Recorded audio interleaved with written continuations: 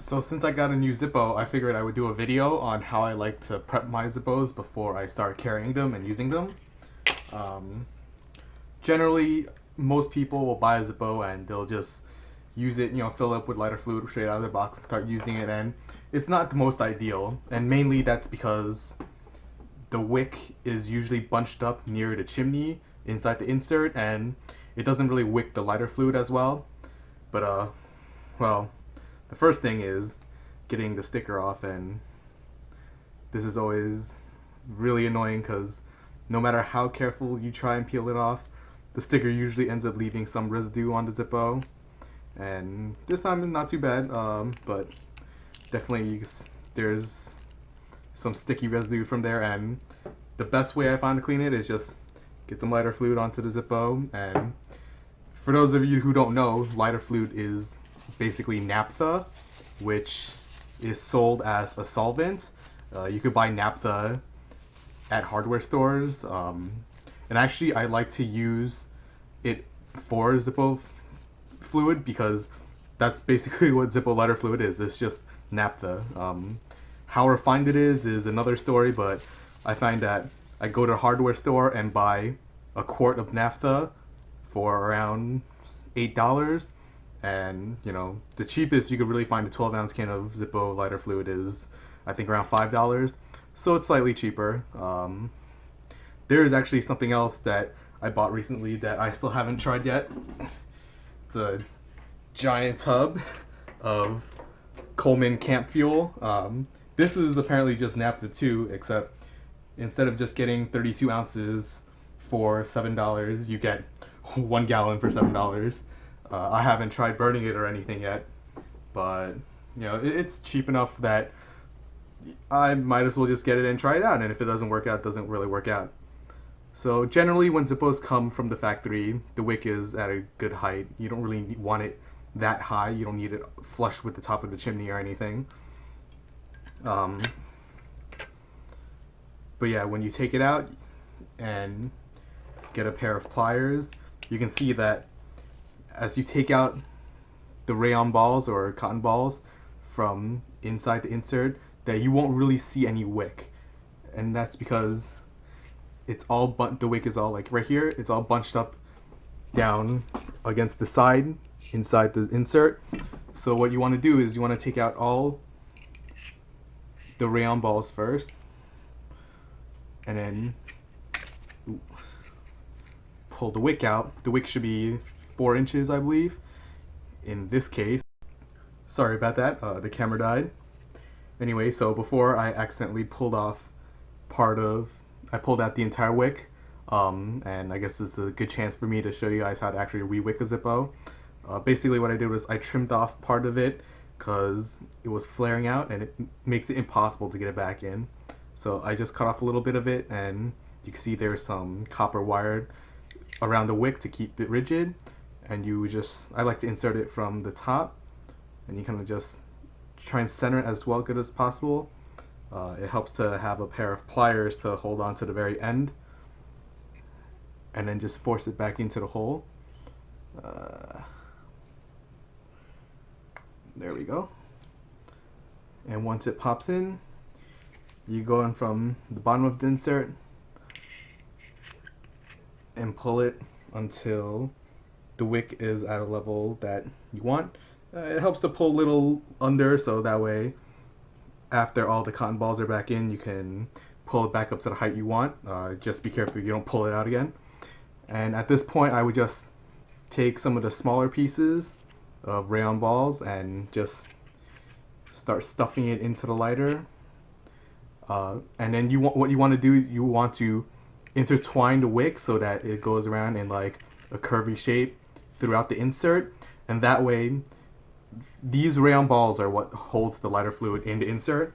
And if you have all your wick bundled up towards the chimney, it can't really soak up lighter fluid from the very bottom of the insert. I mean, it can because it'll get wick through here, but it works much better if you actually have the wick intertwined throughout the insert. So, I mean, I definitely find that performance increases a lot more by doing this, and it only takes a few minutes to do. It's not something that's really difficult. I guess for Zippo, it's just easier to manufacture the inserts by shoving the wick down first and then, you know, stuffing it with the rayon balls instead of actually intertwining the wick. The problem when you do this is that sometimes you'll find that you can't compact the rayon balls in as tightly as the Zippo came, and I mean, it's okay to leave some out, but you want to try and get in as much as you can, because the less you have in there, the less capacity your Zippo has to hold fluid. And it should really all fit in there. Sometimes it helps because to take out the flint wheel, just use the lip of the cap. I mean, not the flint wheel, the flint spring. And that's another thing I like to do. I like to take out the flint spring and then just stretch it out a bit. You don't want to overstretch it, but just a little bit, and it'll push more force against the flint, so that you get better sparks.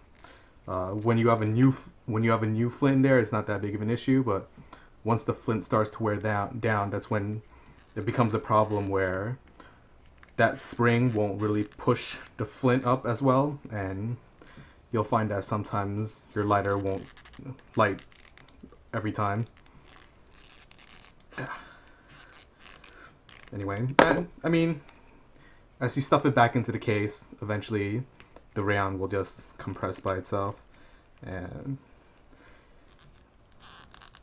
or like I said, you could just leave a few out. It's not a big deal. Just put it back into the insert and kind of press it down a little.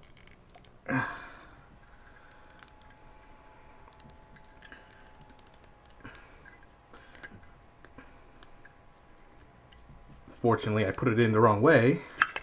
This is not a good start video to show. And I appear to have lost my flint, which is always good.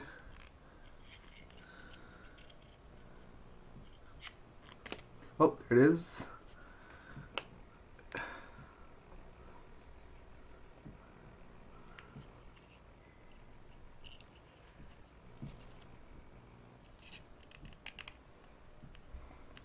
The good thing is generally you won't have to change your Zippo wick that often. The very top will burn, but even when it's charred up, it'll still wick fluid effectively, and you know, you won't have to change it. And I'm sure people have gone through their whole lives never changing the wick once, but I like to change it every once in a while just because they're not expensive. You get them for $1 and it helps with performance. Another thing you can do is you can use pliers and then put it inside the insert and kind of flare out the edges of the insert, and it helps with the insert from riding up in the case when you're doing tricks. There are ridges pressed into the insert, but they don't really always work that well. In this case, it's a pretty tight fit and it works pretty well. Personally, I don't really bother. In the past, I've done it with some Zippos, but now it's just, you kind of just get used to it and you push down the insert as you do tricks. Another thing I like to do is keep some flints inside the bottom of the insert. I like to keep 2 in there just because that way I don't have to carry this flint case around. I don't know. I find that it's not the best way of carrying flints because every time I have it in my pocket, this wheel turns and I end up with a pocket full of loose flints. And then basically just refill. When I fill a Zippo, I like to fill it all the way till you can see some liquid kind of sitting on top of the cotton, not really getting soaked in. And then once it hits that point, I like to stop filling it and let the cotton kind of soak up the lighter fluid before giving it another good 1-second squeeze. In this case, since it's a brand new lighter, it's completely dry, and it takes quite a bit of lighter fluid to completely fill it.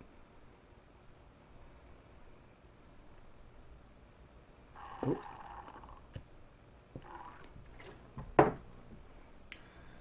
Okay.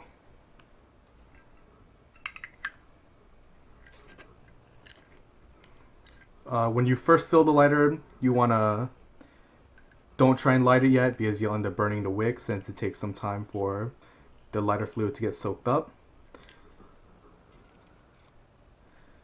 And that wick is a pretty good height.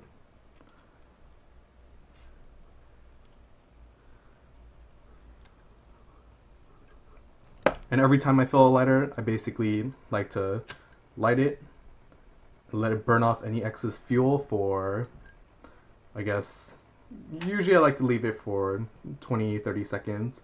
I don't want to end up burning my camera or something, so I'll just do that off screen later. And I mean, at that point, it's basically ready to go.